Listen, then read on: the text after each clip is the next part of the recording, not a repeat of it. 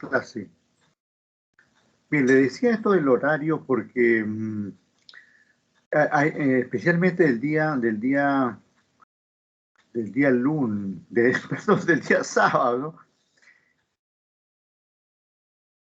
Que está programado en el team de 9:40 a 13.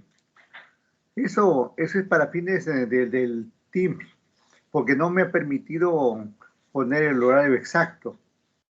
Igualmente me parece que hoy está de 9:40 a 13, ¿no? Bueno, eso déjenlo ahí. El asunto es que el horario oficial, ustedes saben que el horario oficial es el día sábado de 10:30 a 13.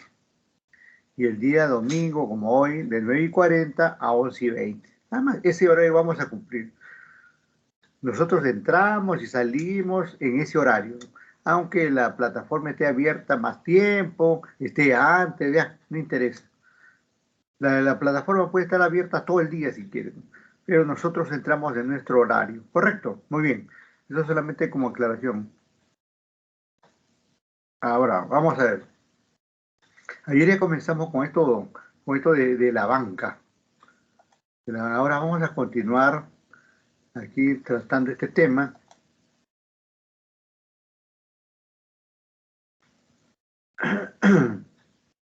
Un ratito ahí se está activando los materiales, no quieren, se ponen lentos.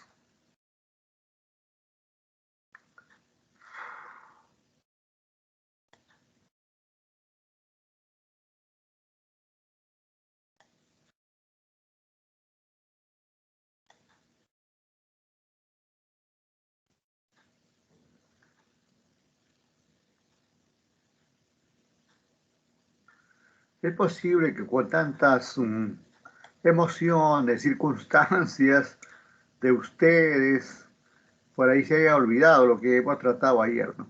Por eso vamos a refrescar aquí con este material que dice cómo surgieron los bancos. Bueno, obviamente no es el mismo material, ¿no?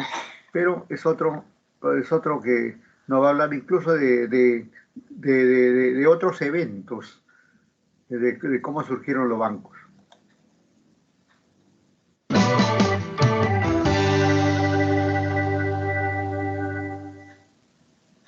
Hola a todos y bienvenidos a Ecoduca. Me confirma si están escuchando y viendo el video. Profesor. Sí, profesor. Muy bien. Sí, profesor. Ah, ya, gracias, muy amable. En el vídeo de hoy vamos a ver cómo surgieron los bancos. La historia de la banca comienza en Mesopotamia, hace aproximadamente 4.000 años, concretamente en Fenicia, Asiria y Babilonia. Estos pueblos que menciona, Fenicia, Asiria, Babilonia, son muy conocidos a través de la historia universal, ¿no? Primero por el comercio. Son fundadores, creadores, promotores del comercio. Y claro, paralelamente al comercio, ahora con el tema este de la banca, porque el hecho de comercializar llevaba a un intercambio, y la banca no es otra cosa que un intercambio. Me traes tu dinero y te doy intereses en la banca actual, ¿no? Te doy, te doy algo, ahí y tú me pagas intereses correspondientes, ¿no? No solamente intereses, sino me devuelves lo que me devuelves el capital o principal más los intereses correspondientes, ¿no? Claro, pero en este tiempo no existía la moneda, ¿no? Y entonces lo que se entregaba son estos pilones que vemos ahí, aquí en la parte inferior, al costado que el señor que está de pantalón rojo. Tenemos ahí una suerte de barriles, ¿no? Que representan semillas. Determinado comerciante tenía las semillas y le entregaba a otro para que éste lo siembre y luego cuando coseche le devuelva lo que le prestó y con algo más. Es posible que le haya prestado, pues, por decir, 5 toneladas y tendría que devolverle 7. O sea, ya de ese tiempo comienza, digamos, el tratamiento del interés. Nada, digamos, es gratis, ¿no? Todo genera un costo. y en términos bancarios eso hablamos del interés. Aun cuando en ese tiempo todavía no se hablaba del interés, ¿no? Sino de que si yo te doy algo, tienes que devolverme eso que te doy y una yapa, un algo adicional.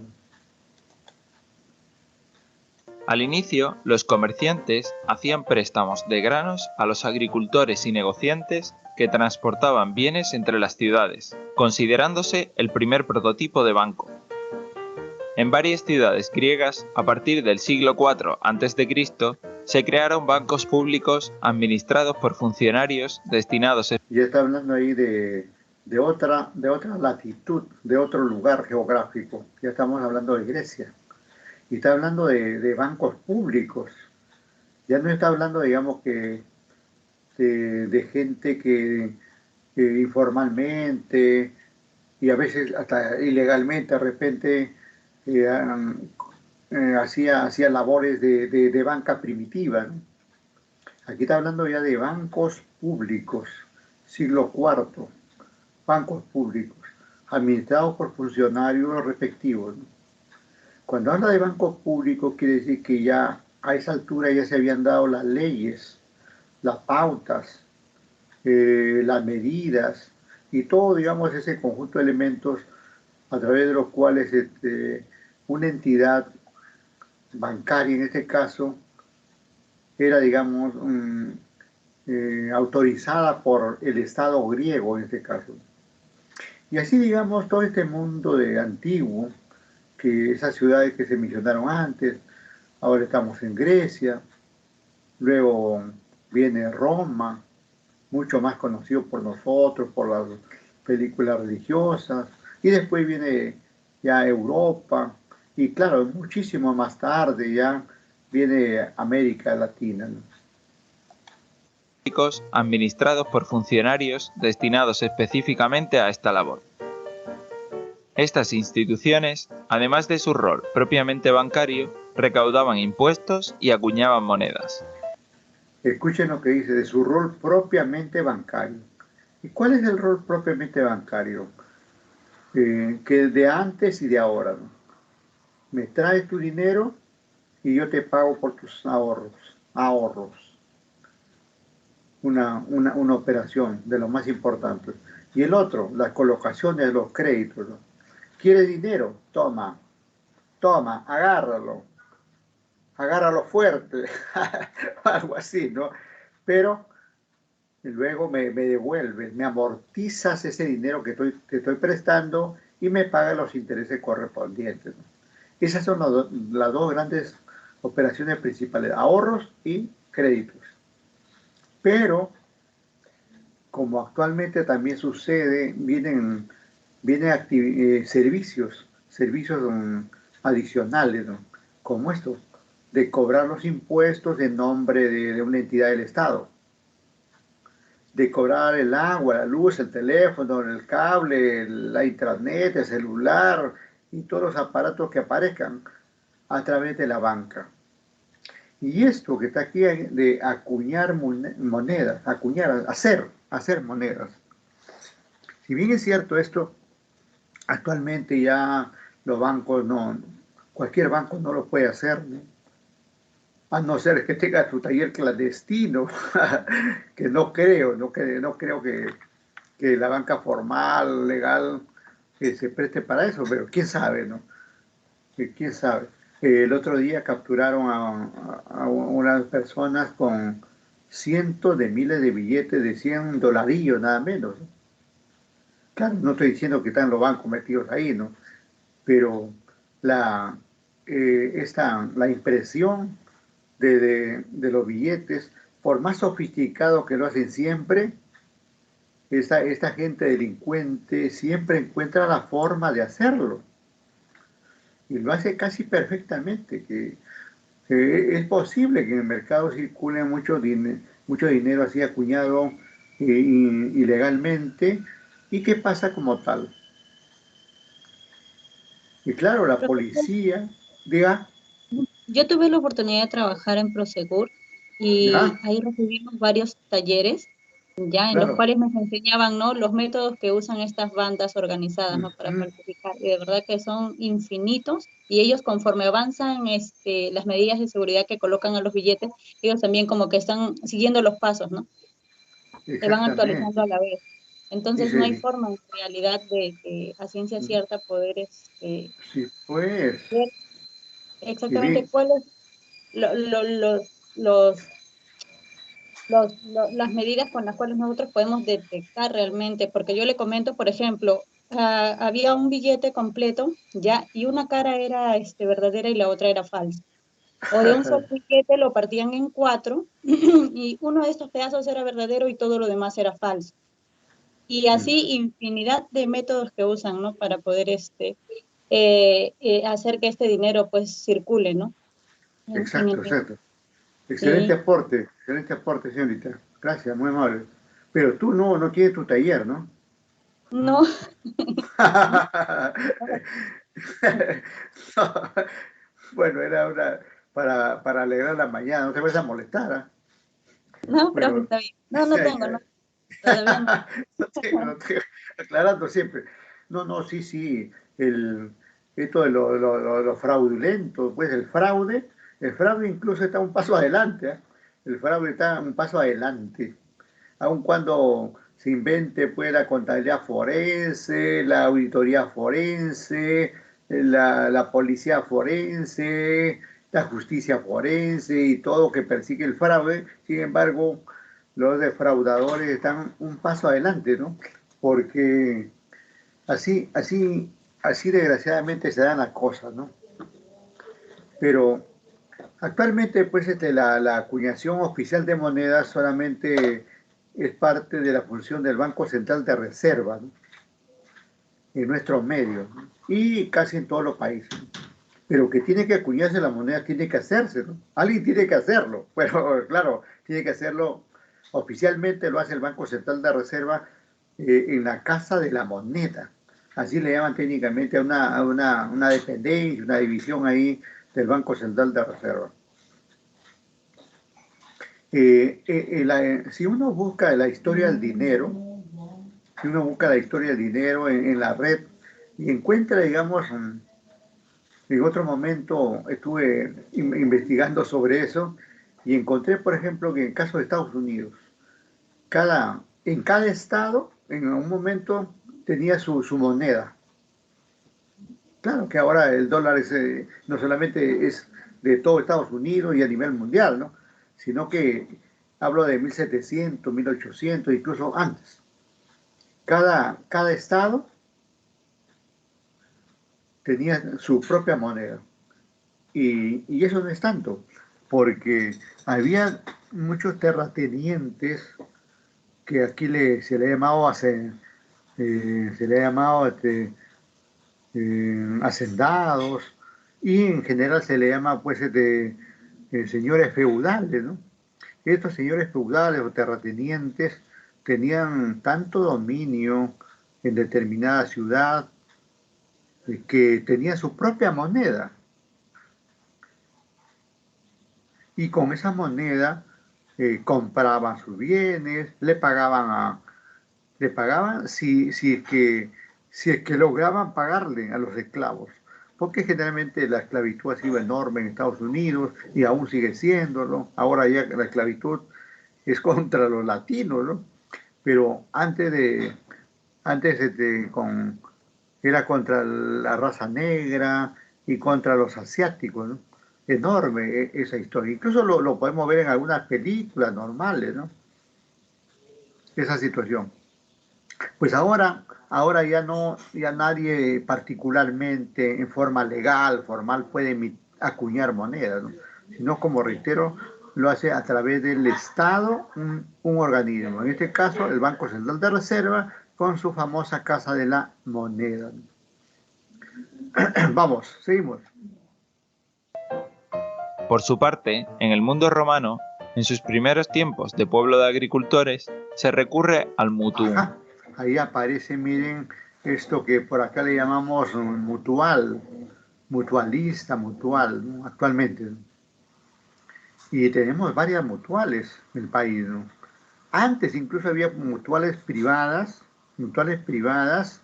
porque ahora, digamos, pertenece a determinados grupos.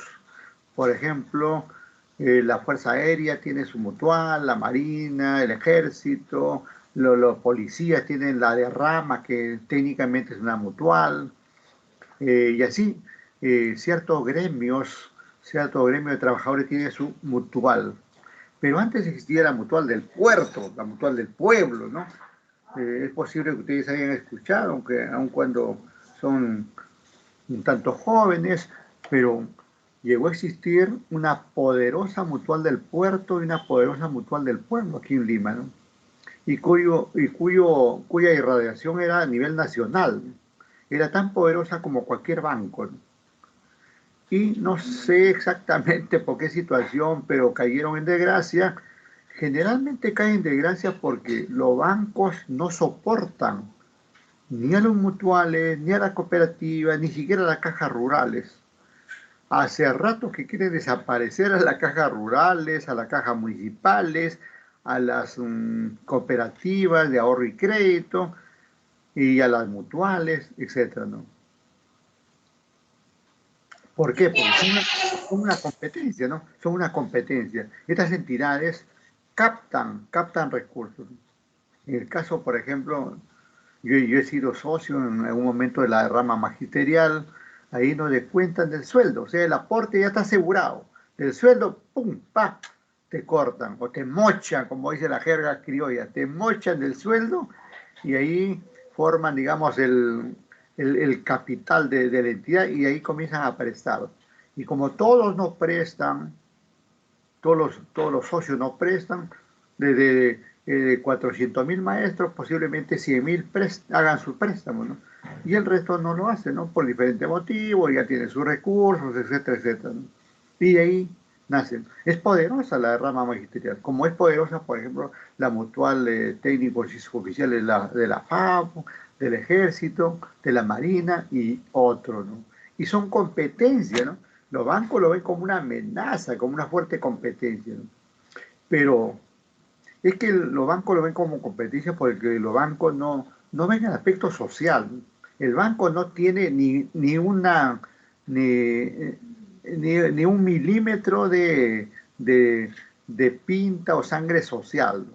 El banco es mercantilista, el banco es especulador, ¿no? Mientras más pueda ganar, lo va a hacer, ¿no? Por encima de todo lo va a hacer. El banco no es una beneficencia, el banco no es un ente de ayuda social, el banco es negocio y negocio totalmente mercantilista, como acabo de indicar, ¿no? Entonces, y ve como amenaza a estas entidades sociales, ¿no? Porque en estas entidades sociales la gente va aportando así a veces de sol en sol, ¿no? De sol en sol, de sol en sol, de 5 soles, de 10 soles, va aportando ahí y luego tiene una cantidad y le prestan 5 veces, 10 veces esa cantidad y poco a poco va haciendo su pequeño negocio, su micronegocio ahí. Generalmente estas entidades sirven para eso o para asuntos sociales, ¿no? Salud de los socios, su cónyuge, sus hijos, etcétera, ¿no? Y viendo ahí el esparcimiento, ¿no? En el banco no hay eso, ¿no? En el banco vas a dejar tu dinero y te van a pagar una tasa, pero anda a ver esa tasa, menos de 1% al año, y que el banco te termina cobrando incluso más de 5% al año. Al final, dejas tu dinero y tu dinero, por decir, dejas 1.000 soles, y al final del año vas a cobrar 990 y de repente menos, porque por el alto costo que se genera, ¿no? Mantenimiento de cuenta, aportes, seguro, comisiones, y esto y lo otro, y ahí está. Y entonces, Roma, el mundo de Roma, y mire que no está hablando de Italia, sino de Roma, porque Italia ya aparece después, como país, ¿no? Es Roma, el imperio romano, ¿no? El César, ¿no? El César ahí a cargo, ¿no? Y aparecen estas entidades como promotoras de la banca que hoy conocemos. Y ojo ahí, es Roma la que se convierte, Roma y luego Italia, la que se convierte como irradiadora del progreso de la banca. De Roma salta a toda Italia y de Italia salta a Europa y de Europa ya salta a Estados Unidos, a nosotros, América Latina, con los famosos descubrimientos, conquista y todo eso, ¿no?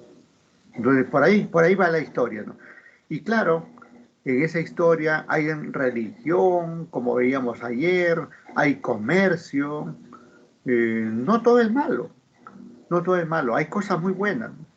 Hay cosas muy buenas que también han traído esas conquistas, esos descubrimientos, ¿no? Como esto de la banca, ¿no?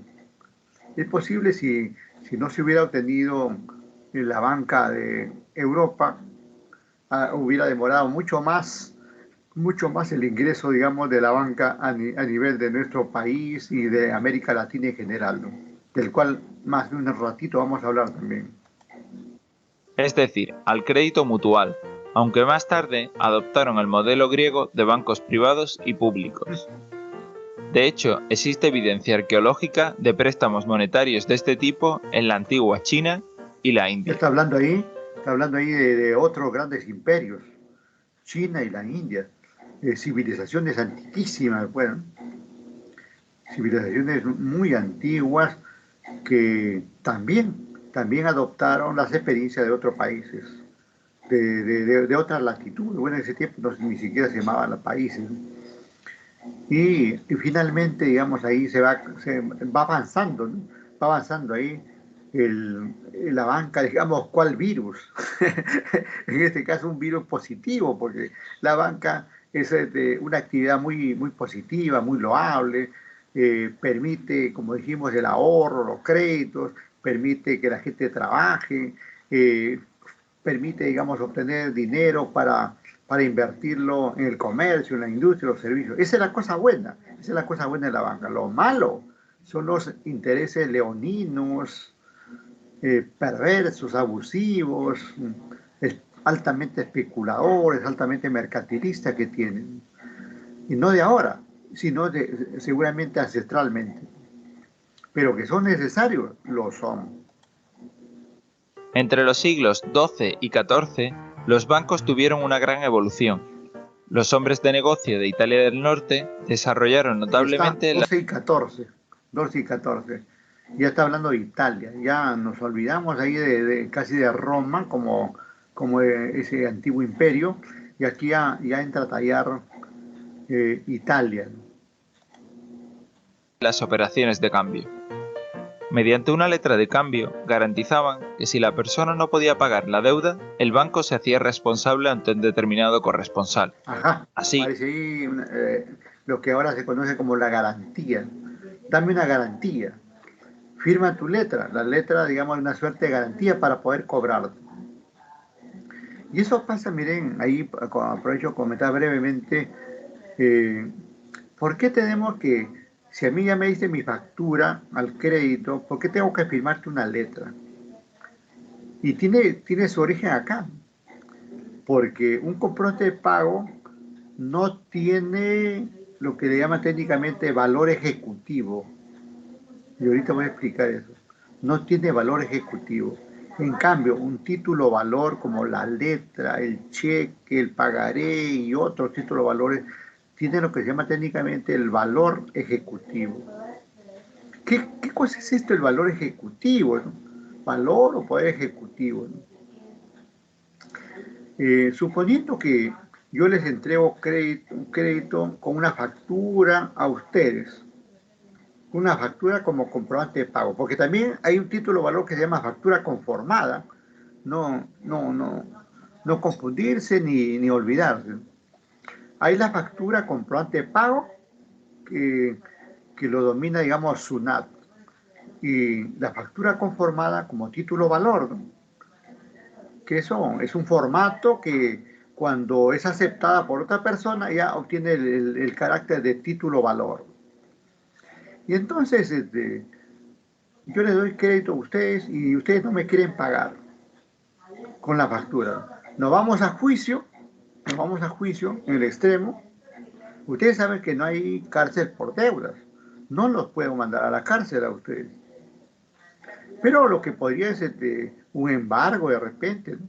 Pero el asunto con la factura, veamos con la factura primero. Eh, para que esa factura ustedes me terminen pagando, para que esa factura comprobante de pago de SUNAT, ustedes me terminen pagando, ustedes tendrían que ante un juez aceptar que son deudores de esa factura. O sea, no basta que en la factura ahí esté tu nombre, tu RUC, de repente tu dirección como cliente, no basta eso, sino tienes que aceptar. Si aceptaste ante el juez, ahí viene, y ahí tienes que pagar. Y si no tienes que pagar, podría llevarse un embargo. Pero ¿qué pasa si no aceptas? Si no aceptas, ahí se acabó. El juez te dirá, mira hermano, aquí la ley de título valores no le da la potestad para que siga el proceso aquí. Aquí terminó. La persona que tú dices que te debía no ha aceptado que te debe. Y por lo tanto, aquí se acabó. Ya perdiste, ya fuiste y se acabó el asunto. Eso pasa. Por eso que en los negocios te canjean, pues, te canjean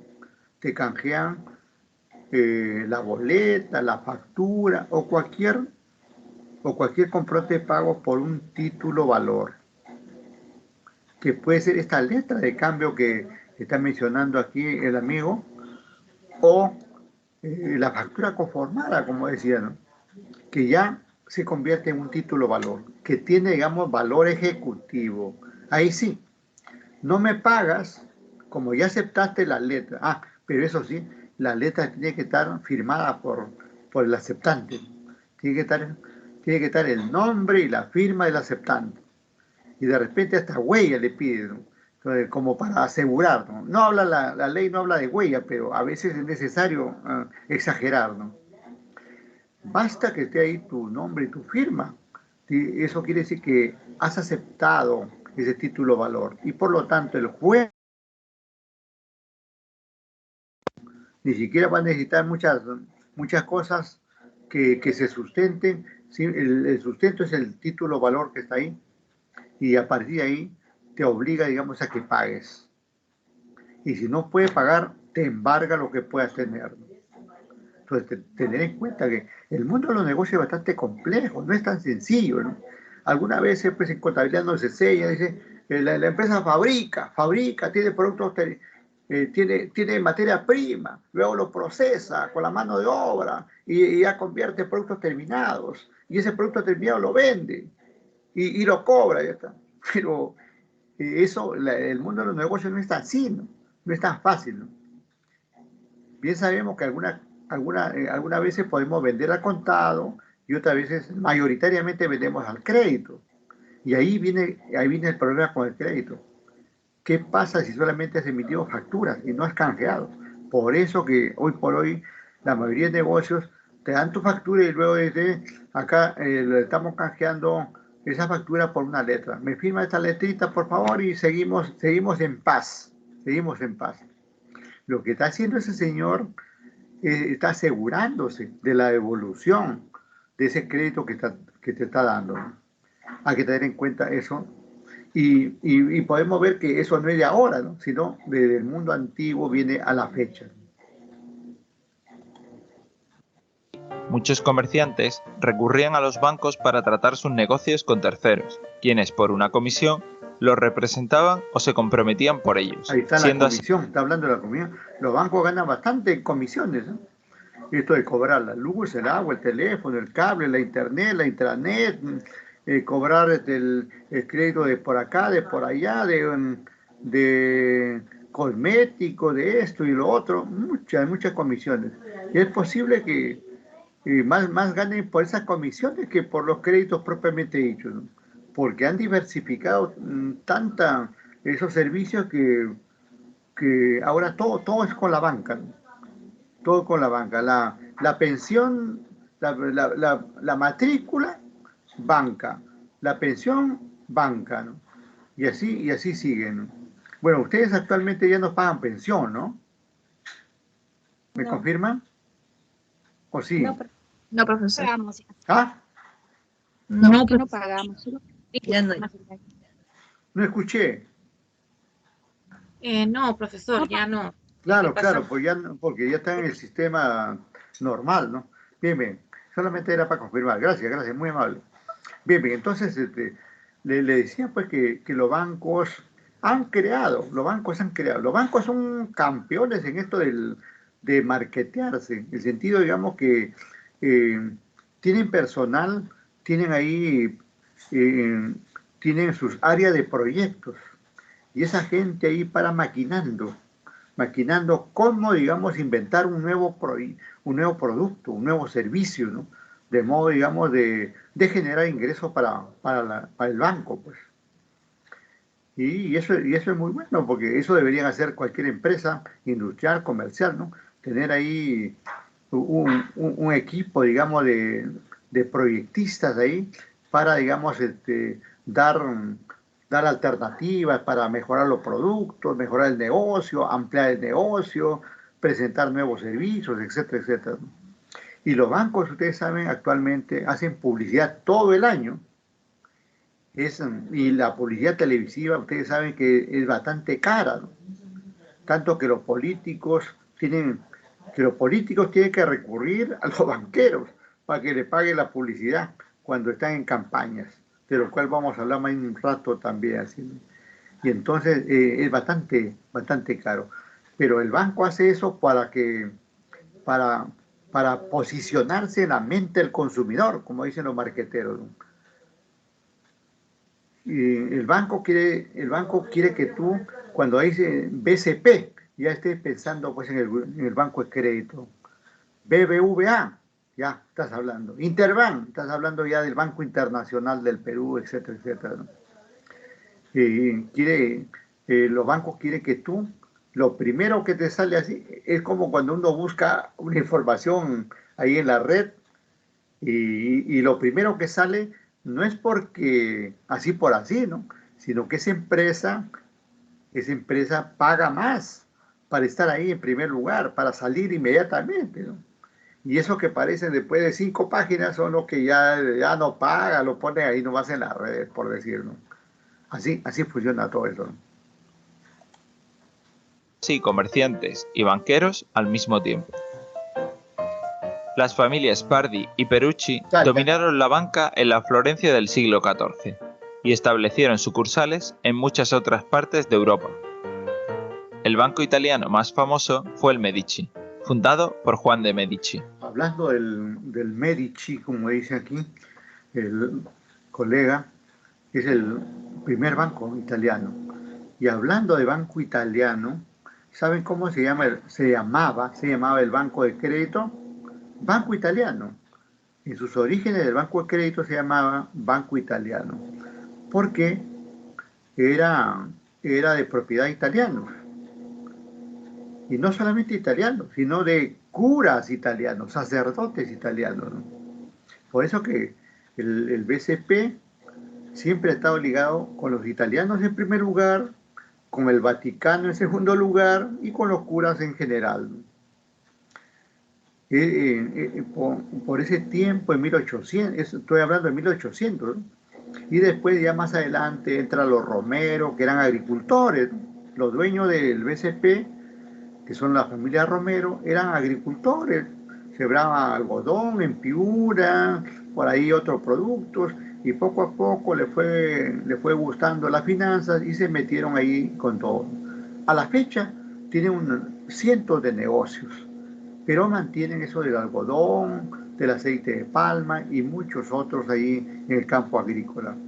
Lo mismo, y mire, ¿cómo encontramos esta relación, no? Estos señores agricultores se meten a la banca, a las finanzas en general y a la banca en particular.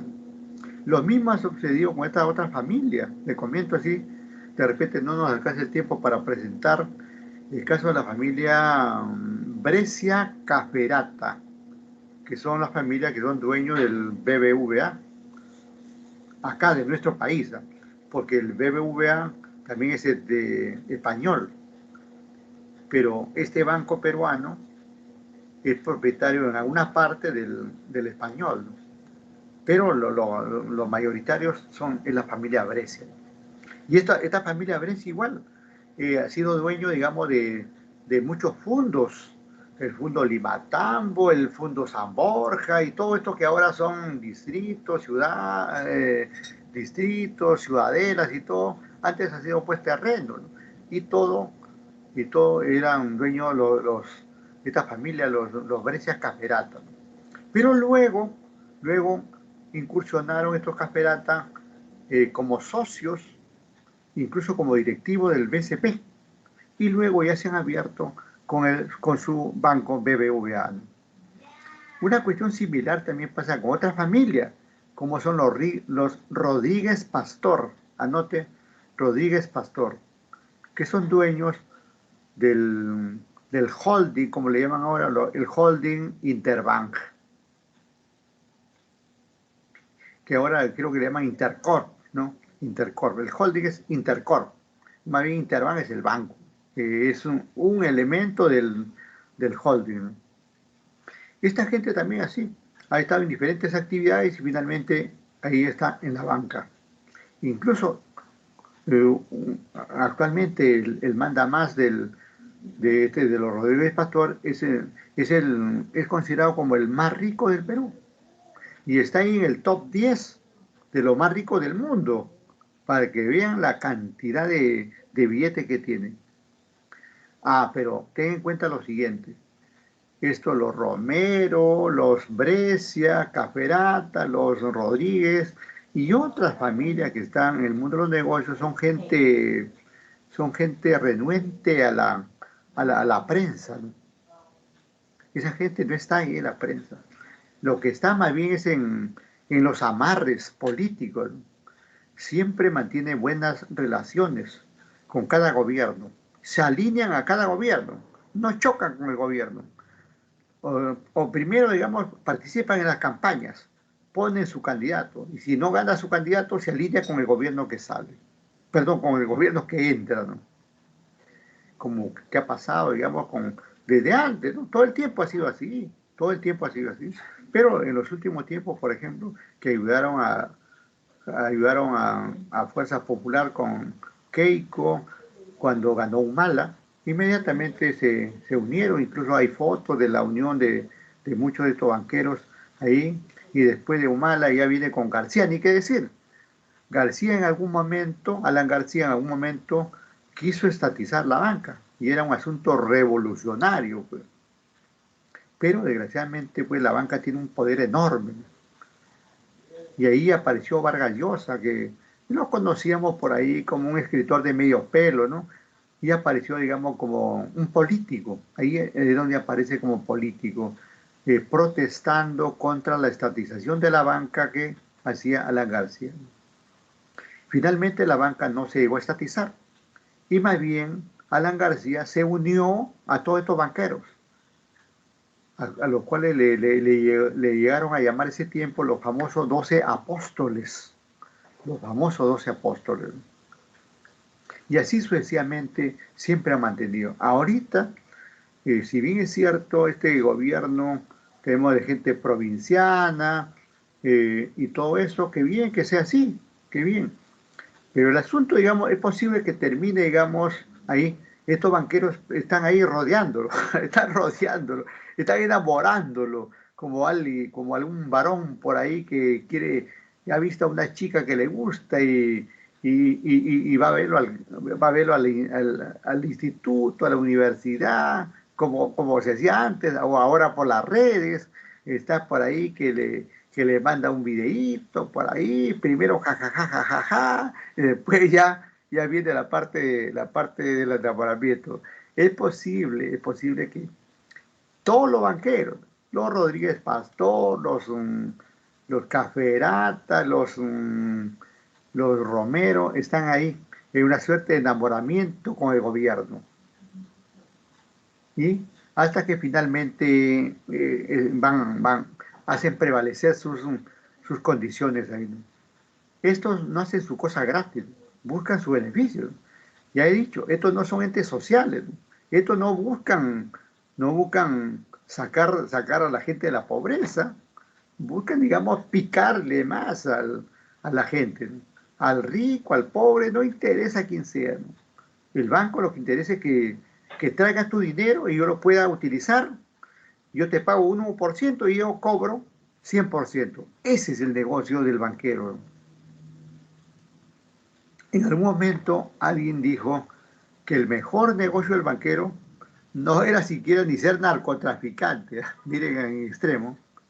Claro, eso es ilegal, pero tampoco era buen negocio ser industrial o ser gran comerciante. Nada, nada. Esos negocios no. Eso dan para vivir nada más. Incluso vivir mal, ¿no? El mejor negocio es esto, ser banquero. No bancario, sino banquero. Bancario es el empleado. Banquero es el accionista, el dueño del banco, o los dueños del banco. Porque en realidad ningún banco del mundo es de una sola persona. Finalmente ya termina ahí con cientos de miles de accionistas, ¿no? Bien, bien. Y todo esto nace con esto del Banco Medici y los italianos que comienzan a difundir la banca en Europa y luego ya vienen los ingleses y conquistan Estados Unidos o Norteamérica en ese tiempo, y luego vienen los españoles y nos conquistan a nosotros, y ya viene con eso la banca, entre otros, la religión católica, entre otros, y el comercio, entre otros, ¿no? Como el caballo, también, que acá no lo conocíamos, ¿no? El caballo no lo conocíamos. Incluso por ahí hay lo que llaman ahora meme, qué sé yo, eh, dicen que los incas creían que el caballo y la persona eran un solo paquete, un solo ser, ¿no? Porque no se conocía el caballo por estos lares, ¿no? Aun cuando no creo que sea tan cierto, porque el burro o la burra, no se ha estudiado su historia, ¿no? Pero yo creo que sí tienen origen de estos lares, ¿no? Entonces, conocer al burro y luego ver un caballo no hay mucha diferencia, ¿no? No creo que haya sido que creían que el que iba montado sobre el caballo era parte del caballo, ¿no? Pero bien, así se han dado. ¿Cómo? Como un minotauro. Ajá, algo así, digamos, como esos seres mitológicos que hacen, ¿no? Ajá. Pero, profesor, los caballos llegaron con la conquista, ¿cierto? Con los españoles. Claro, claro, ahí es donde viene, pues, vienen muchas cosas positivas, pero también algunas cosas negativas. La corrupción, por ejemplo. Mire, ustedes saben que en el Imperio Incaico siempre ha habido esos principios de Amazú, Amayú y Amaqueya, ¿no? Y sabemos por ahí a grandes rasgos qué significa, ¿no? Primaba, digamos, mucha honradez en ese tiempo. Y vinieron, pues, el español con esa, con esa filosofía de calle, de mundana, de aprovechador, ¿no? Y eso es lo que ha germinado y ese es el origen de la corrupción actual, ¿no? Los peruanos no hemos inventado la corrupción, lo han traído, ¿no? Lo han traído. Y claro que también, por ejemplo, y esta es una salvedad para que los que trabajan en el Estado, como nosotros, ¿no? Nos acusan que en el Estado están los corruptos. Falso de toda falsedad. La corrupción comienza en el privado. Es el privado interesado en vender algo al Estado o colocarse o acomodarse como los banqueros que estamos diciendo, es que corrompen a los funcionarios del Estado, ¿no? Ahí comienza. Es el privado, ahí es donde nacen. Entonces, si hubiera regla más estricta para castigar a los promotores, más que al que ejecuta el acto corrupto, sino al que originó, cambiaría rápidamente, ¿no? Pero las leyes se han hecho para castigar al que encuentran ahí con la mano en la masa, pero no al que está detrás de eso. Ajá, por ahí de repente ustedes hacen por ahí un libro sobre eso y algún día, digamos, se castiga, digamos, a los verdaderos promotores de la corrupción, de los delitos, del lavado de activos, etcétera, etcétera. Bien, vamos entonces con esto del Banco Medici, ¿no? Por acá incluso quería mostrarles dónde está esto. Por acá había una gráfica donde, la gráfica italiana no está por acá, no lo veo, donde se expresa que irradia todo de, ¿dónde está? Antes que de esto, vamos a ver por acá, ajá, por acá, estamos cerca, ahí, nada, tanto, ya no. Sino que había una gráfica por aquí que ha pasado tan rápido que...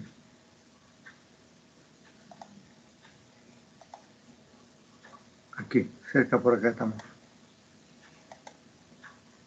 Bueno, no sale, no quiere salir, ¿eh? No quiere salir. Bueno, avanzamos, ¿ah? Avanzamos. Estuvimos por acá, ¿no? Medici. El banco italiano más famoso fue el Medici, fundado por Juan de Medici.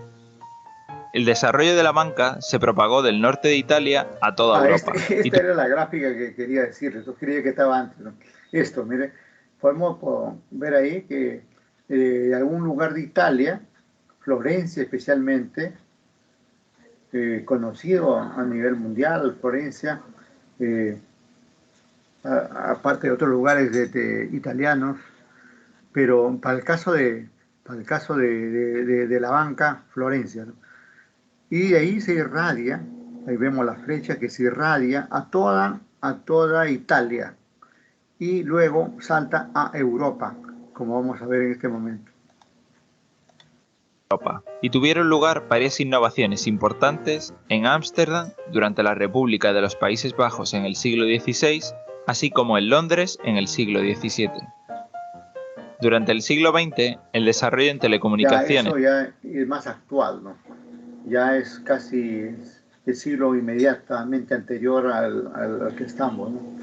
Ya aparece pues el desarrollo de telecomunicaciones, la informática, la globalización y la banca es un artífice, una de las empresas artífice del aprovechamiento de la tecnología. E informática llevaron a cambios fundamentales en las operaciones bancarias, permitiendo que los bancos crecieran drásticamente en tamaño y alcance geográfico. La crisis financiera del 2000 ocasionó muchas quiebras bancarias, incluyendo algunos de los bancos más grandes del mundo, lo que generó mucho debate sobre la regulación bancaria existente. Y bueno, esto ha sido todo. Esperamos que te hayas... Cuando habla, digamos, de caída de bancos, de grandes bancos, en Estados Unidos es famosa la caída de Lehman Brothers. Lehman Brothers. Anoten ese caso, Lehman Brothers, o Brothers, como quiera pronunciarse. Y justamente ocurrió ese tiempo, ¿no? Y cae ese banco y desaparece. Cosa que ha pasado también en Europa, en la propia Asia, en Japón. También han caído así grandes bancos, ¿no?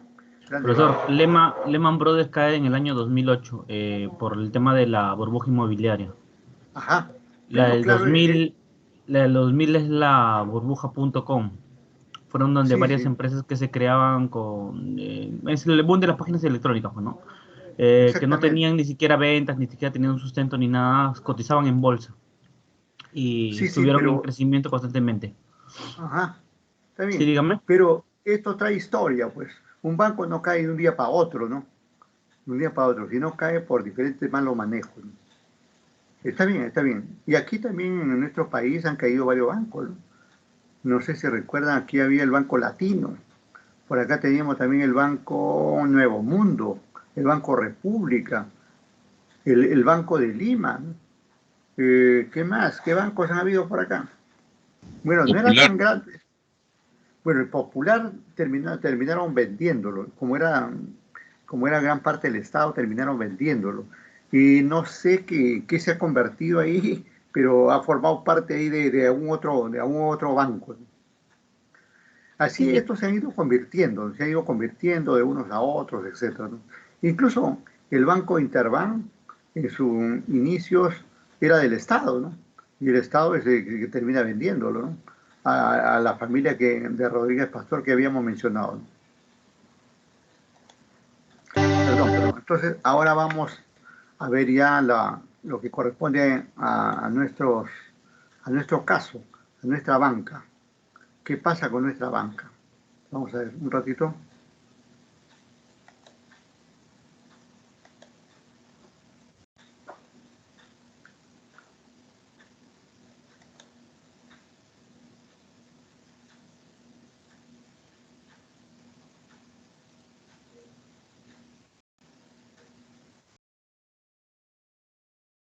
Un ratito, y ya viene, también viene.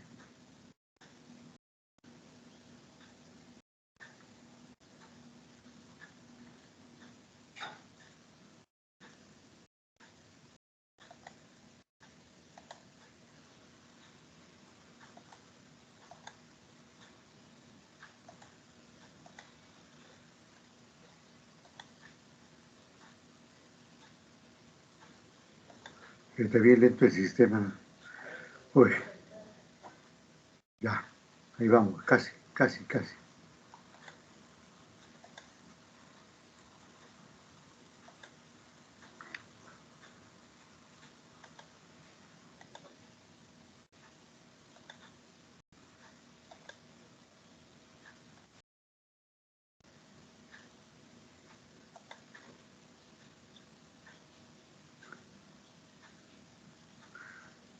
La banca en el Perú tiene su historia pues en el BCP, en el BBVA, como usted mencionaba por ahí, Interbank, Banco Popular y todo eso.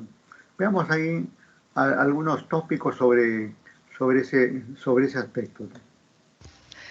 Estimados alumnos, vamos a desarrollar en el transcurso de las siguientes semanas el curso de banca. Tengan todos ustedes una cordial bienvenida. Ujú. En la primera sesión del curso se expondrá brevemente la historia de la banca, el significado de los intermediarios financieros, así como el funcionamiento del sistema financiero peruano. Muchas de las funciones de los bancos, como guardar fondos, prestar dinero, garantizar préstamos, pueden rastrearse desde la antigüedad. Entre los más remotos antecedentes de la historia de la banca, se descubrió que muchas ciudades distantes unas de otras realizaban operaciones de banca, inclusive mucho antes de la aparición de la moneda. Esto es el trueque, actividad de comercio utilizada durante mucho tiempo y que sirvió de apoyo para dar paso a nuevas formas de negociar. Los primeros banqueros, conocidos como tal, fueron los sacerdotes, los cuales aprovechaban las creencias de los fieles y recibían ofrendas, depósitos en custodia y préstamos en especies. También hicieron banca en un inicio los laicos, los griegos, romanos, griegos, entre otros.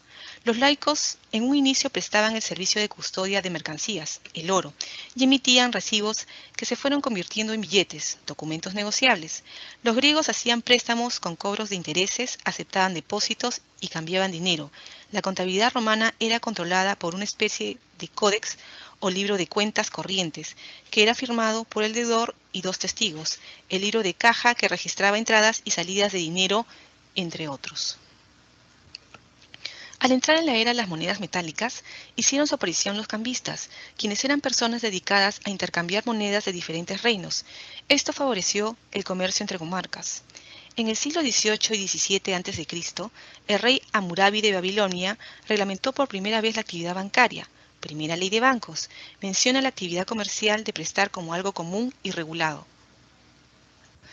En el siglo IX se produjo en Grecia un importante desarrollo de actividades bancarias en las cuales participaban los templos, entidades oficiales y firmas privadas que aceptaban depósitos, otorgaban préstamos, cambiaban monedas y concertaban operaciones de crédito y transferencia de fondos y movimiento de dinero. Es a través del comercio que se incentivó el desarrollo de la banca en Grecia y donde surgen los trapecites, llamados así en alusión a la palabra trapeza, que significa banca, lugar donde se contaba el dinero y realizaban las transacciones. En la Edad Media, la caída del Imperio Romano en el año 476 dejó a Europa sumida en una recesión y basados en la poca información existente, el crédito se concentró en manos de los usureros. Con el paso del tiempo, esta actividad se extendió a Italia, en donde surgieron empresas bancarias familiares. En el siglo XII se denomina banqueros a los genoveses, que efectuaban operaciones de cambios en los bancos de las plazas. En este siglo comienza a difundirse el vocablo banco para designar a las instituciones que intermedian en el dinero y el crédito. Cabe señalar que los italianos eran los principales comerciantes y banqueros y su hegemonía se debía a una organización de negocio superior. Introdujeron el dinero fiduciario, las leyes mercantiles, las sucursales transnacionales y la contabilidad por partida doble. En un inicio los bancos prestaban su propio capital, los depósitos se recibían en custodia y se cobraba por la seguridad de los mismos. Esto es bien importante tener en cuenta, ¿eh? En un inicio los bancos prestaban su propio capital. Actualmente ya no es así, en el sentido de que el banco, para que preste algo, tiene que recibir ahorros. O sea, primero el banco capta, le dice captaciones, ahorros, y después presta. Dicho así, no utiliza su propio capital, sino trabaja con el dinero ajeno. Y eso, digamos, también se ha difundido en la vida cotidiana, en las empresas. En las empresas antes había un paradigma, les comento, ¿sí? Antes en las empresas había el paradigma de que el mayor patrimonio que tuviera una empresa era solvencia, ¿no? Era solvencia, y las empresas deberían funcionar así. Actualmente ese paradigma ya ha caído. Actualmente lo que se busca es tener el menor patrimonio posible.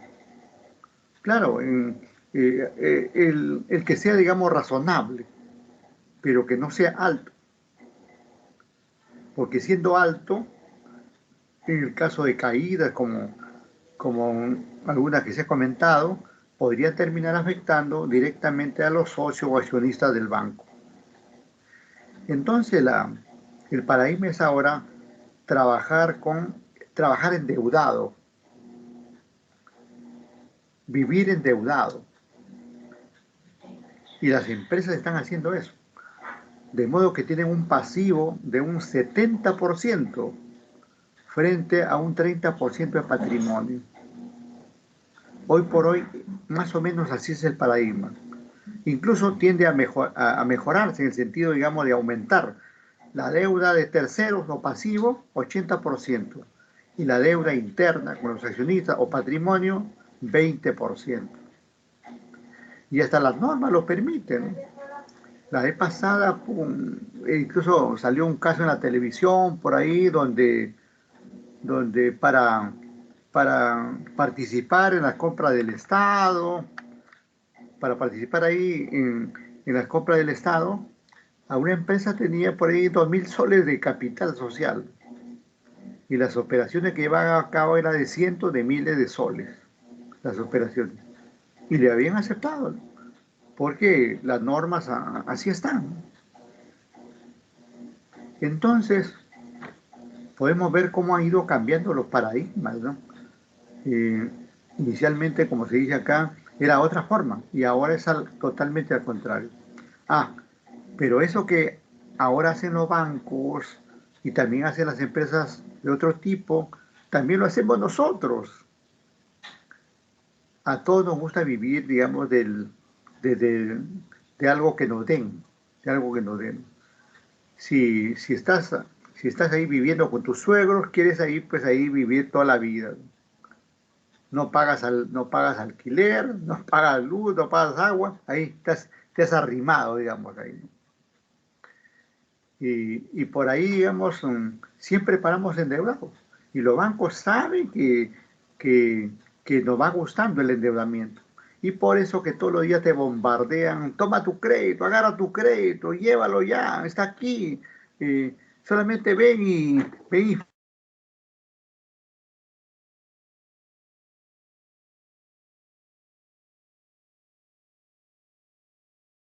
maneras. Se ha vuelto esa manera, se ha vuelto, digamos, una costumbre vivir endeudado. Eso es bueno, siempre y cuando uno sepa manejar sus deudas, ¿no? Hoy por hoy, miren, la mejor labor de un gerente de una empresa es administrar las deudas. Y la deuda es este pasivo que estoy hablando, de 80, 70%, en algunos casos 90%. ¿Cómo administro? ¿Cómo convenzo, digamos, que si no tengo patrimonio, que un banco me dé dinero? Y ahí comienza pues la negociación, la muñeca, el manejo, las interrelaciones, ¿no? Hoy por hoy el mundo el mundo de los negocios, el mundo de los bancos se ha vuelto un mundo de interrelaciones, ¿no? Y así se está funcionando, ¿no? Eso para tener en cuenta, ¿no? Los banqueros utilizaban ese dinero para hacer préstamos sin que se enteren los depositantes.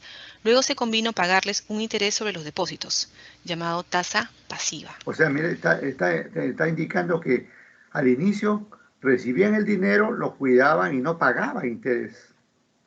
Y lo utilizaban sin conocimiento, está diciendo la colega aquí.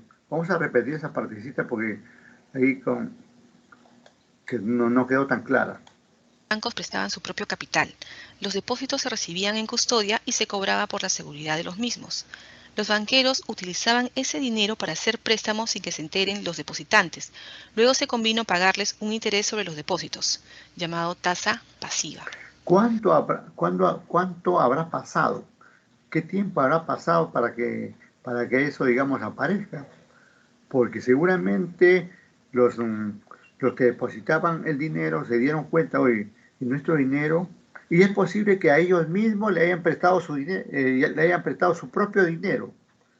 Entonces, oye, estamos dejando nuestro dinero, nos están prestando a nosotros y nosotros estamos pagando un interés por eso, y a nosotros no nos paga nada. Oye, hay que despertar, ¿no? ¿Qué es esto? No puede ser, ¿no? Y posiblemente haya sido así ya el nacimiento, digamos, de esta famosa tasa pasiva que está hablando. Tasa pasiva es la que se paga por los ahorros y tasa activa es la que se cobra por los créditos correspondientes. Y ahí estamos viendo ahí varios términos que se utilizan actualmente en esa manera. Para poder definir lo que es la intermediación financiera, tenemos que revisar primero. Aquí terminó la historia, ¿no? Aquí terminó la historia. Ya viene otros aspectos ya de banca actual. Los conceptos generales. Primero, el sector real es aquel que está conformado por todos los bienes y servicios de las personas, así como los medios para producirlos, que es, en última instancia, el que materializa la riqueza de la sociedad. Pero para una mayor agilidad de movimiento de estos bienes y servicios es necesaria la presencia del dinero o medio de pago.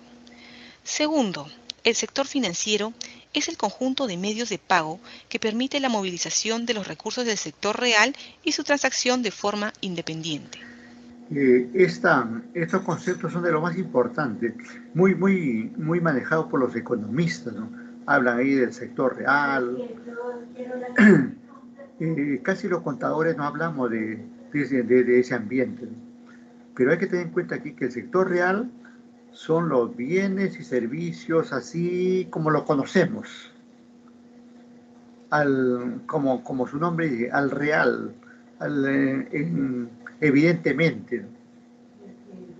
Por decir, actividad real es el que vende en un mercado, es un supermercado, es una tienda, cualquier negocio. Ese es el famoso sector real. Y lo ven como algo diferente al otro sector, al sector financiero, porque acá se habla, por ejemplo, se habla de los papeles. Es un mercado de papeles, es un sector es un mercado, financiero, de papeles. Aquí circulan papeles. Papeles que representan, por un lado, ahorros, por otro lado, préstamos, por otro, ya en otro contexto, acciones, bonos, especialmente en el mercado bursátil, ¿no? Hablamos de papeles. Este es el mundo de los papeles. Pero claro, como acaba de indicar la colega y está indicado acá, todo esto se origina en el sector real, porque estos papeles representan algo del sector real. No es que estén en el aire. Es como, por ejemplo, cuando se habla en finanzas de los derivados financieros. El derivado es un híbrido, no existe. Para que exista tiene que haber un activo subyacente, algo. Es lo mismo acá. El sector real es subyacente, es anterior al financiero. El financiero existe porque existe real. Si no existiera real, no existe lo financiero. Porque cada papel de lo que menciono, un papel que consta que tienes un depósito, un papel como un pagaré que denota que has obtenido un crédito, y ese documento es el que tiene el banco y se queda con ese, y con eso puede exigirte hasta legalmente. Todo eso es representativo de lo anterior, de lo real. En la intermediación financiera se relaciona el sector real con el sector financiero. Es así que una variación en el sector financiero debe corresponder a otra igual en el sector real. Las variables del sector real está dada por el precio por la cantidad y del sector financiero la masa monetaria por la velocidad de circulación del dinero. Tercero, el interés. Podemos definirlo como la compensación recibida por la postergación del consumo. Podemos considerar como tipos de interés los dividendos, el interés comercial, agio, los intereses bancarios, activos y pasivos, y el interés legal. Existe pues un mercado crediticio que genera de la necesidad de tomar dinero de los ahorristas y remunerarlo, así como de entregar dinero a los deficitarios cobrando una tasa de interés. El interés es el precio que se paga por préstamos o el rendimiento que se obtiene al prestar o hacer un depósito. El interés compensa los gastos de administración en que se incurre al llevar a cabo un préstamo, el riesgo de que dicho préstamo sea devuelto y la pérdida de las ganancias que de otra forma se hubiera logrado si el dinero se hubiera invertido para fines productivos. Ese enfoque que le está dando la colega acá es un enfoque financiero, pero los intereses tienen un origen de tipo legal. Y anoten por ahí, Código Civil. Ustedes busquen el Código Civil, el artículo 1242, y ahí están los intereses. Y el Código Civil habla de tres tipos de intereses. Tres tipos de intereses. El interés compensatorio, el interés moratorio y el interés legal. ¿Ten en cuenta eso? Repito, Código Civil, artículo 1243, para adelante son como varios artículos que hablan de esto, pero por ahí 1243, 1242, 1243, está por ahí. Habla entonces del interés compensatorio, el interés moratorio y el interés legal. Ahora, una definición así rápida nomás. Si yo les doy a ustedes un crédito y ustedes me van a pagar un interés, ese es lo que se llama, digamos, interés compensatorio. Es decir, ustedes me compensan por el favor, la gracia, el negocio que estoy haciendo con ustedes. Me compensa. Yo les doy mi dinero y ustedes me pagan por eso un interés compensatorio. O sea, cobrar interés es normal. Cobrar interés es normal, es legal, como estamos viendo, Código Civil y todo eso. Lo que no es tan legal es cobrar demasiado. Incluso cuando se cobra demasiado está configurado como delito de usura. Y ahí nos lleva a otro código, el Código Penal. La usura es un delito y está, digamos, está configurado ahí con penas y todo eso. Ahora, no recuerdo exactamente en qué artículo del Código Penal está ahí la usura, pero basta buscarlo como tal. Bien, entonces teníamos el interés compensatorio. Ahora, el interés moratorio, ustedes que saben ya saben qué cosa es la mora, ¿no? El interés compensatorio viene justamente cuando hay mora. ¿Y qué es la mora? El atraso en el pago. Si debía pagarme hoy y me pagas dentro de un mes o dentro de 2 meses, obviamente te voy a cobrar un interés moratorio. Eso también lo establece el Código Civil, ¿no? Lo establece como instrumento financiero y no te da tasas, no te dice tasas. Tampoco ese interés moratorio no está fijado por ningún ente, ¿no? Sino ya depende del acuerdo entre las partes. Pero claro, en general el interés moratorio es muchísimo menor que el interés compensatorio. Pero siempre digamos que nosotros vamos a cobrar o pagar un interés moratorio, aun cuando no se diga a veces en forma clara y precisa, está intrínseco el interés moratorio. Basta que te atrases y ahí sobrevienen. Aun cuando en los pagarés bancarios sí te dicen, ¿no? Sí te dice cuál es el interés compensatorio por un lado y el interés moratorio por otro lado. Y hablando de los bancos, ese interés compensatorio que te habla el Código Civil, ¿cómo se configura en el banco, no? En el banco se configura con estas siglas TCEA, T-C-E-A, TCEA, que es la tasa del costo efectivo anual. Tasa del costo efectivo anual. ¿Y qué cosa contiene esta famosa TCEA? Contiene el interés por el dinero que te han prestado. Ese es la tasa más alta, si se quiere.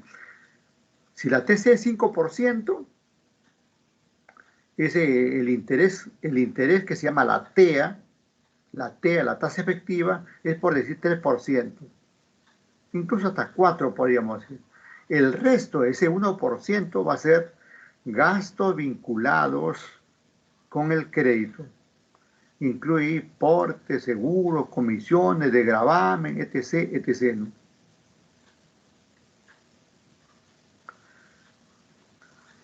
Ahora, ¿qué es esto del interés legal?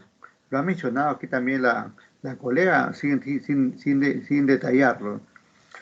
El interés legal está en el Código Civil, como lo he dicho, ¿no? Este interés legal sí es fijado por el Banco Central de Reserva, de acuerdo a ley.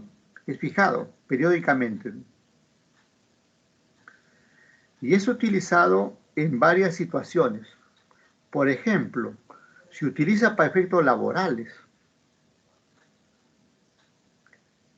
Si tu empleador no te pagó oportunamente tu sueldo y te paga después de 2 meses, debería pagarte un interés legal, ¿no?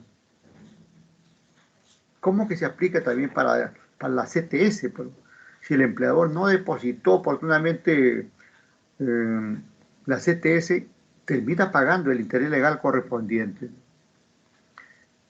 Pero también este interés legal, ¿saben cuándo aparece?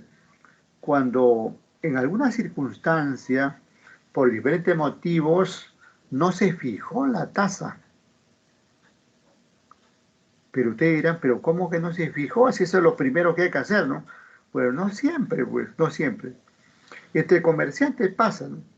Entre comerciantes pasa por decir, incluso a veces vemos, préstame 100 soles, después te doy. Y después te doy, después de 3 semanas te da, ¿no? Te devuelve, ¿no?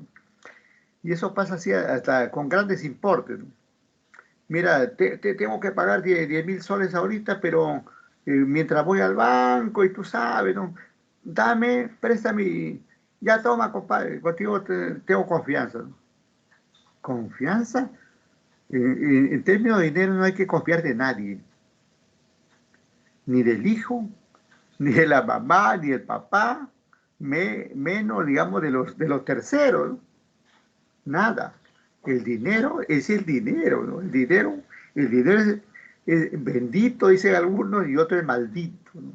Ha llevado, digamos, el dinero lleva hasta asesinatos, homicidios de lo más delicados, hijas matando a su madre, hijos matando al padre o a la madre. Muchos de los casos que felizmente últimamente ya no se escucha, pero por ahí hemos tenido casos muy sonados, todo por el maldito dinero, como dicen entre paréntesis. Y otros dicen, ay, qué rico es el dinero, qué rico recibir. Y bien que lo decimos ahora, qué rico recibir el dinero con estos influencers, estos influencers que han aparecido, ¿no? Y que algunos no lo aprovechan, ¿no? Bueno, todos, la mayoría no lo aprovechamos, pero estos influencers, estos youtubers, influencers, ¿cómo se llevan el dinero facilito ahí?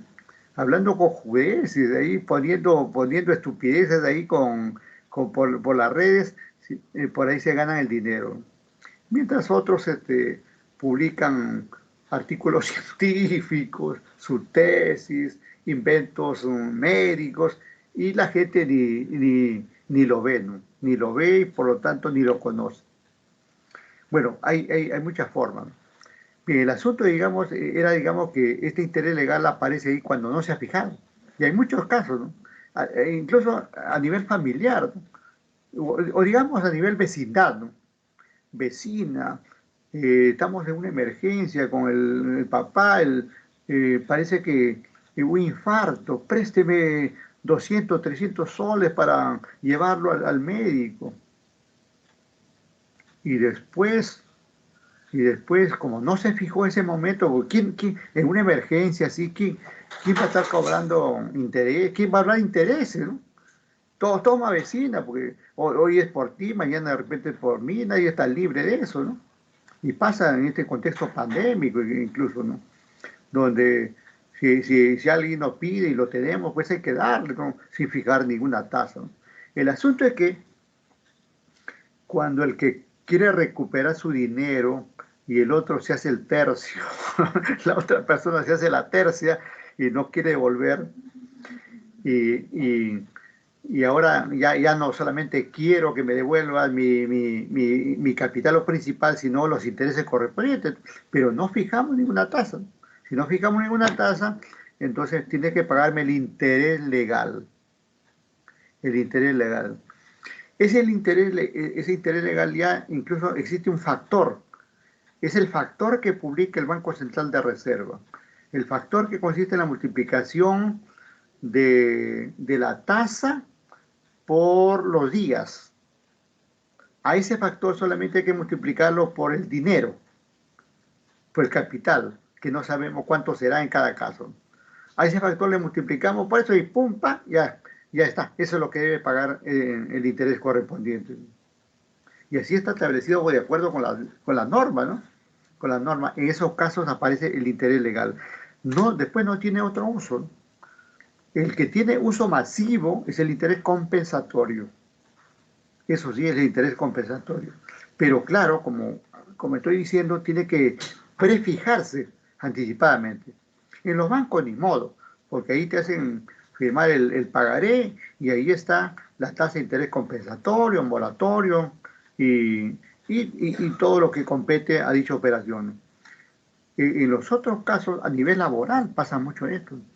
¿Cuántos empleadores en este contexto pandémico estarán así en deuda con sus trabajadores? Y los trabajadores, como en muchos de los casos no saben que existe un interés legal que debería cobrarle, bueno, el empleador y aunque sepa no le dice, ¿no? Esa es otra mala fe, ¿no?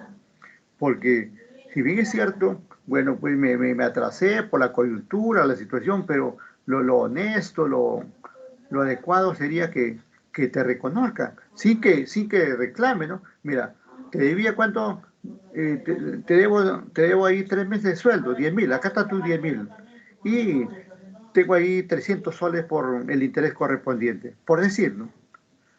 Que ese tipo de empresario todavía no nace, todavía no nace, no aparece, más bien aparece, está viviendo con nosotros el otro tipo de empresario, que de repente te dice, mira, tenemos 10.000, pero solamente tengo 5.000. Y el otro, como tengo acá una merca, y esa merca es la que no sale, le voy a pagar esto con especie. Ahí está. Dime tú, ¿lo tomas o lo dejas? Porque no te puedo pagar, por decirlo. Hay casos como eso también. Entonces pasa todas esas situaciones, ¿no? Pero podemos ver aquí lo que, esto que he denominado, por ejemplo, yo no lo tenía previsto, digamos, a los dividendos como sinónimo de interés, ¿no? Bueno, sabía, pues, lógico, incluso yo cobro dividendos, ¿no? En las universidades privadas no pagan dividendos, ¿no? Cuando somos, pues, socios, accionistas, ¿no? Incluso en todas las empresas, ¿no? Si uno es socio o accionista, tiene derecho a tus dividendos, ¿no? Y si eres trabajador, tienes derecho a las participaciones, siempre y cuando haya utilidad, como bien sabemos, ¿no? Pero no había escuchado, leído, digamos, que el dividendo lo trataban como sinónimo de interés. Y es cierto, totalmente cierto, ¿no? Totalmente cierto, porque el capital del accionista deja su dinero, y nadie deja, digamos, por gusto su dinero, ¿no? Y entonces es lógico que se le pague el dividendo correspondiente. Pero ahí les cuento lo siguiente, ¿eh? Les cuento aquí algo. Miren, bueno, los dividendos sí están establecidos por ley. Hay que pagar los dividendos. Eso está establecido. Ley General de Sociedades dice que hay que pagar los dividendos correspondientes. Incluso dice las situaciones donde no se paga, porque se acordó en la Junta reinvertir y todo eso, ¿no? O sea, hay un tratado ahí sobre este tema, ¿no? Pero el asunto, digamos, es de que aparece, digamos, otra situación, miren. A nivel mundial está germinando lo siguiente, y esto yo lo he tratado en otro momento con mis alumnos de finanzas que he tenido, es lo siguiente. Cuando una empresa recibe un capital de un accionista, debería ponderar el interés que le va a pagar a eso. En Estados Unidos y Europa, los accionistas ya están cobrando intereses, así en forma clara, abierta, y no solamente los dividendos. Es decir, un accionista está digamos, a la espera, primero, del interés que le vas a pagar. Segundo, de los dividendos. Tercero, el derecho a la propiedad de la empresa que tiene. Cuarto, a las decisiones que se tomen como Junta General de Accionistas. Y tiene, digamos, todos esos beneficios, ¿no? Pero ahora viene el asunto, ¿no? Viene el asunto, ¿cuánto le pagamos de interés? Porque en nuestro país no es obligatorio. En nuestro país no es obligatorio pagarle intereses. Así, en esa cruda expresión, lo que está legalmente es pagarle dividendos, siempre y cuando haya habido utilidades y siempre y cuando se acuerde distribuir dividendos. Eso sí está considerado en la ley. Pero pagarle, aparte de esos dividendos, interés, como que me hubieras dado su dinero y yo fuera al banco y le pagara por eso. Eso no está regulado. Entonces, ¿cuánto le voy a ofrecer para que me traiga su dinero? Eso también no está legalizado, pero es un consenso técnico. ¿Saben cuál es? Hay que pagarles la tasa promedio del mercado bursátil. ¿Y por qué esa tasa promedio del mercado bursátil? Porque ese accionista que ha traído el dinero para mi empresa, tranquilamente lo ha podido invertir en la bolsa o en otro negocio y obtener una tasa. Entonces suena como lógico, ¿eh? Suena lógico todo eso. Pero reitero, todavía eso no se está aplicando en el Perú. Pero en Estados Unidos, en Europa ya se está aplicando. El accionista obtiene sus intereses propiamente dichos, sus dividendos, además es dueño de la empresa de la cual es accionista. Y otra cosa, también obtiene otra ganancia, la ganancia de capital. También accede a la ganancia de capital, ¿Qué cosa es la ganancia de capital? La ganancia de capital es cuando yo entro de accionista, vamos a suponer que las acciones que compré costaban 10 soles, pero como a la empresa le ha ido bien y ha ido vendiendo muchas acciones, esas se han cotizado mejor y ahora ya no valen 10, en el mercado valen 50, 100 soles. Y entonces eso también se considera como beneficio para el accionista. Pero claro, ese beneficio solamente se va a plasmar cuando el accionista poseedor de una acción de 10 soles lo venda. Lo venda por 40, 50 o 100, de acuerdo con la oportunidad que se dé en el mercado. Entonces, todas estas situaciones están ahí. Luego, interés comercial también muy conocido, ¿no? Esto que se le llama, por ejemplo, en el crédito de proveedores. Muy conocido y famoso el crédito de proveedores. Incluso hoy por hoy muy arraigado, mucho más que los créditos bancarios. ¿Por qué? Porque el interés comercial o que sobreviene del crédito de proveedores, en algunos casos es a interés cero, cuando hay mucha condescendencia, familiaridad, entendimiento entre el comprador y el vendedor. Otras veces se cobrará un interés, pero el interés es bastante reducido. Si la tasa promedio del mercado, de la banca es, por decir, si se me ocurre decir una cifra, 40%, es posible que el interés de proveedores no pase de 5 o 6%, o en todo caso de 10% así anual. Es muchísimo menor. Por eso digamos que se ha masificado tremendamente. Por otro lado, se ha masificado porque el proveedor quiere vender, quiere sacar su mercadería, ¿no? Y que le paguen un interés, aunque sea bajo, lo entrega, pues está asegurando, ¿no? Y está asegurando nueva producción y le da vuelta a su negocio. Este agio que menciona, el agio, es el interés que cobran por encima de las tasas normales. Y lo aplican los famosos agiotistas. Los bancos actualmente están configurados como entes agiotistas, usureros, perversos, malignos, por los altos intereses que cobran. Son intereses de usura, pero claro, nadie se atreve a denunciar a los bancos. Aquel que se atreva a los 2 meses, o ya lo compraron o se va de este mundo. No quiero decir que los bancos sean homicidas, pero no sé cómo lo callan, lo desaparecen. Hace algún tiempo había así en este partido de Popio Olivera, había un congresista, ese tipo le llamaban diputado, creo, un diputado que fue la primera vez que escuché, digamos así, serios cuestionamientos contra la banca, ¿no? Y es ahí, yo siempre he visto pues, a los bancos como ente que ayuda, interés social, lo veía así, ¿no? Pero es a raíz de escuchar a este señor y de leer sus artículos, que me fue despertando el interés y ver todo esto, ¿no? Y ver que el banco no es tu amigo, ¿no? El banco hace negocio contigo, ¿no? El banco no es una beneficencia, ¿no? El banco es un ente mercantilista, especulador, va a buscar que le pagues lo mayor que pueda sacarte. Claro que estos agiotistas mayormente a los bancos les tienen miedo todos, les tienen miedo los abogados, los financistas, ni qué decir el Estado. La SBS les tiene miedo a los bancos.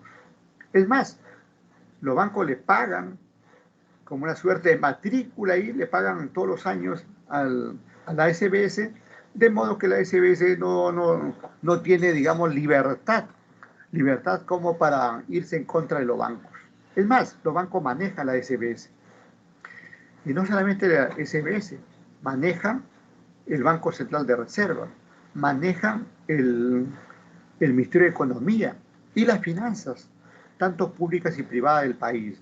Y no solamente este país, sino en todos los países. En todos los países los banqueros son poderosos y pesan y dominan todo, ¿no? Como se ha dicho, ponen presidente y sacan presidentes, si ellos quisieran hacerlo. Aunque en otro momento se ha comentado, por ejemplo, que hoy por hoy los banqueros buscan, digamos, buscan que un determinado político que ellos promuevan entre. Y si no entran, se acercan al que entran. Pero sin matarlo, sin llevarlo al otro mundo, como se hacía en otros países. Si no lo mantienen ahí, simplemente terminan, digamos, siendo parte de ello. ¿Para qué? Para mantener sus intereses. Bien, escuchamos, ya estamos casi la hora. Bueno, casi la hora, ya lo dejamos ahí. Bueno, este y otro video le vamos a poner ahí al WhatsApp para que ustedes lo vean, lo repasen ahí y vayan comprendiendo más aspectos de la historia de la banca y de la banca actual y su comportamiento. No sé si tienen algún comentario, por favor, con todo gusto. Todo claro, profesor. Yo creo que sí, ¿no? Claro, Eso está muy bien. Eso está muy bien. Como conclusión diremos que la banca pues es antiquísima, es un negocio de antes. Quien lo haya hecho, los curas, los comerciantes, otras personas, ya es parte de la historia. El asunto es que han llegado acá y son empresas, y son buenas empresas, ¿no? Los bancos a los trabajadores los tratan bien, le pagan bien. Los bancos son empresas formales, legales y todo eso.